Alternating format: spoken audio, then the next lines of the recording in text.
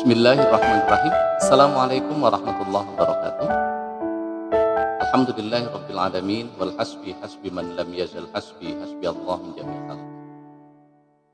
Sahabat yang saya cintai, dalam kesempatan ini saya ingin mengajak kepada sahabat sekalian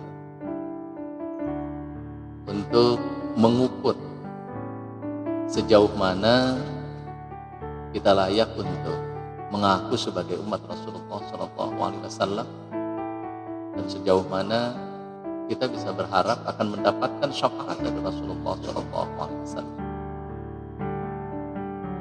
Sebagai orang yang beriman, sebagai seorang muslim, harapan itu tentu saja merupakan harapan yang perlu diperjuangkan dan diwujudkan,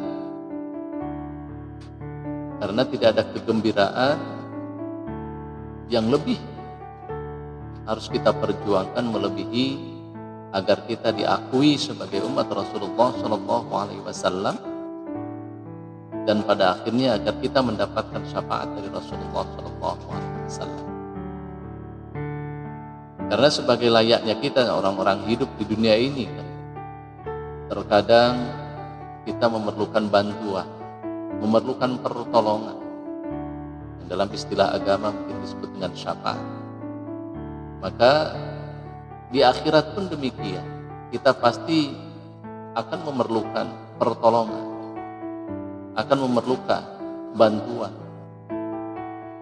dan hanya Rasulullah SAW yang telah dipastikan akan diberi izin oleh Allah Subhanahu wa Ta'ala untuk memberikan bantuan, memberikan pertolongan kepada umatnya.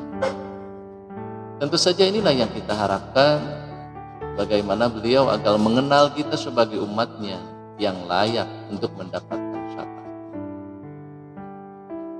Untuk itu, sahabat sekalian, saya ingin mengajak kepada sahabat untuk merenungkan apa yang difirmankan oleh Allah di dalam surah Ali Imran ayat ke-31. A'udzubillahi minasyaitonir rajim. Bismillahirrahmanirrahim. Qul atii'ullaha wa rasulahu fa in tawallaw fa innallaha la yuhibbul kafirin. Katakanlah Muhammad, taatlah kepada Allah dan Rasulnya. Barang siapa yang berpaling dari ketaatan itu, maka Allah tidak mencintai orang-orang yang kafir. Ayat ini menuntun kita agar dalam mewujudkan cita-cita, harapan, keinginan untuk diakui sebagai umat Rasulullah SAW dan mendapatkan syafaatnya, tiada lain adalah dengan taat kepada Allah dan Rasulnya. Taat kepada apa-apa yang diperintahkan oleh Allah dengan mengikuti standar yang telah dicontohkan oleh Rasulullah SAW. Tidak ada perintah Allah yang tidak dicontohkan oleh Rasulullah SAW.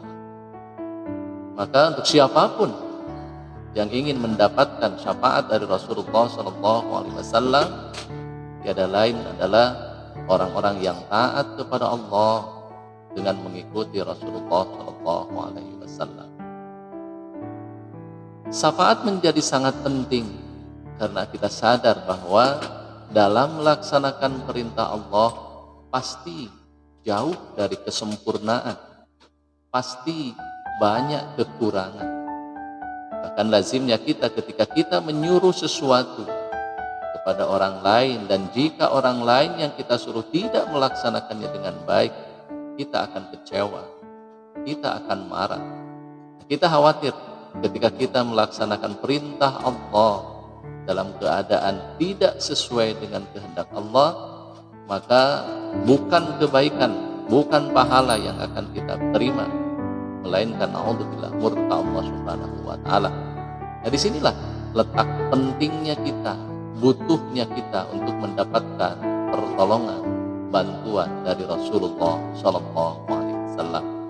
Sahabatku, demikianlah yang bisa saya sampaikan. Terima kasih atas segala perhatiannya. Mohon maaf atas segala kekurangannya.